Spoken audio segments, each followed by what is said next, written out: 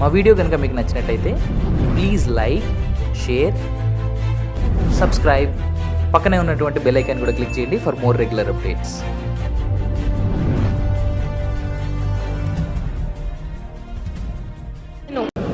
మీకు అది గుర్తుండే ఉండొచ్చు, సుమతి శతకం అనుకుంటా. కనకపు సింహాసనమున శునకము కూర్చుండబెట్టి శుభలగ్నమున పట్టము కట్టిన వెనుకటి గుణమేల మాను వినరా సుమతి అన్నారు. అంటే మంచి ముహూర్తం చూసి ఒక శునకాన్ని తీసుకొచ్చి మరి ఒక మంచి పదవిలో పెట్టిన నీచ మానవులు తమ వెనుకటి గుణాలు మానరు అని సుమతి శతకంలో ఏనాడో చెప్పినారు. కాబట్టి వారి గురించి నేను మాట్లాడినా నోరు ఖరాబ్ చేసుకోను.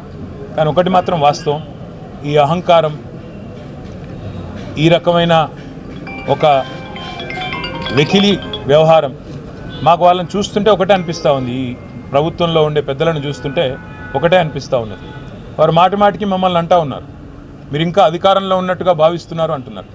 కానీ వాస్తవం ఏంటంటే వాళ్ళు ఇంకా ప్రతిపక్షంలోనే ఉన్నామనుకుంటున్నారు, మేము అధికారంలో ఉన్నామనుకుంటున్నారు. అందుకే వాళ్ళు చూస్తే మీరు మా మీద ఆడిపోసుకుంటున్నారు. మీకు అధికారం ఇచ్చి 45-50 రోజులు అయ్యింది.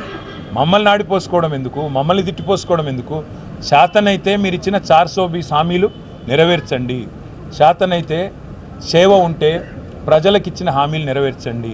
వారు మమ్మల్ని వ్యక్తిగతంగా ఎంత దూషించినా, మాకు రాజకీయాల్లోకి వచ్చిన తర్వాత మీకు తెలుసు, ఈ దూషణలు ముఖ్యంగా ఇట్లాంటి కుసంస్కారమైన వ్యక్తులు ఉన్నప్పుడు తప్పవు.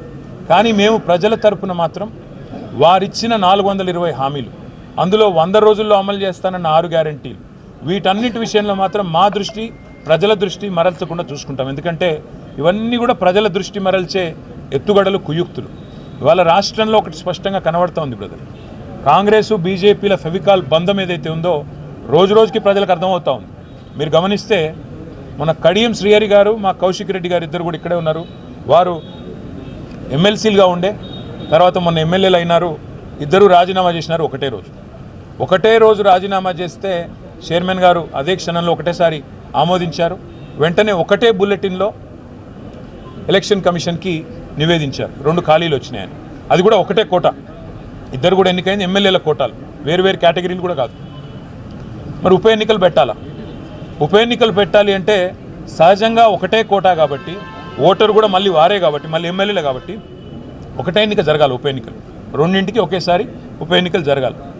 ఏం జరిగిందో మరి ఢిల్లీలో మతలబు, రేవంత్ రెడ్డి గారు పోతారు, అమిత్ షా గారిని కలుస్తారు, గంట తర్వాత బులెటిన్ వస్తుంది, 2 ఎమ్మెల్సీలకు వేరువేరుగా ఎన్నికలు జరగాలి. ఎందుకు 2 వేరువేరు ఎన్నికలు? 2 ఒకేసారి జరుగుతేనేమో ఒకటి కాంగ్రెస్కి వస్తుంది, ఒకటి మా పార్టీకి వస్తుంది, బీఆర్ఎస్కి వస్తుంది.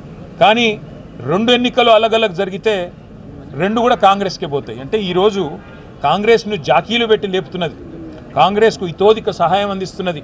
ఇవాళ గవర్నర్ గారు క్షణాల మీద, ఆగమేఘాల మీద ఎమ్మెల్సీ నామినేషన్లను ఆమోదించిన పద్ధతి చూసినా కానీ, లేదా మొన్న 2 ఉప ఎన్నికలు ఒకేసారి నిర్వహించకుండా 2 అలగలగ్ నిర్వహించిన పద్ధతి చూస్తే కానీ స్పష్టంగా అర్థమవుతున్నది కాంగ్రెసు బీజేపీ ఫెవికాల్ బంధం ఏదైతే ఉన్నదో.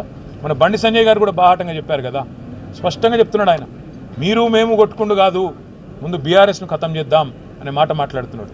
ఇక్కడ గుంపు మేస్త్రి గారు కూడా అదే మాట్లాడుతున్నాడు.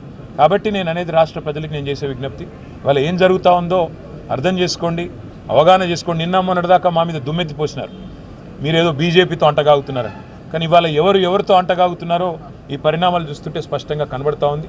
మరి ఇంతకంటే ఎక్కువ రాజకీయాలు, రాజ్యాంగం అమల్లోకి వచ్చిన గణతంత్ర దినోత్సవం నాడు ఎందుకంటే ఎక్కువ రాజకీయాలు వద్దు. కానీ ఒక డిమాండ్ మళ్ళీ నేను పునరుద్ఘాటిస్తూ ఉన్నా, ఈ రాష్ట్రంలోని ప్రతి సర్పంచ్ సోదరుడు సోదరి తరపున మా పార్టీ డిమాండ్ చేస్తూ ఉంది, వచ్చే పంచాయతీ ఎన్నికలు జరిగేంత వరకు సర్పంచ్ల పదవీ కాలాన్ని పొడిగించండి.